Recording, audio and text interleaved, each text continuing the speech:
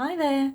So today we are launching our anthology of stories. So all the prize winners from the Storytelling Superstar and the writing competition are being published in the anthology, which is out today. You can get a copy on www.littlecreativedays.co.uk. But one of the stories in there is Pojo's Space Adventure.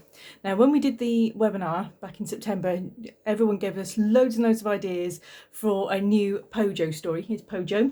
And that has inspired today's scribbling inspiration for you. Now, you can see my dog Robbie there. So what I want you to do is your dog has won a free trip to the moon. What would you pack for him?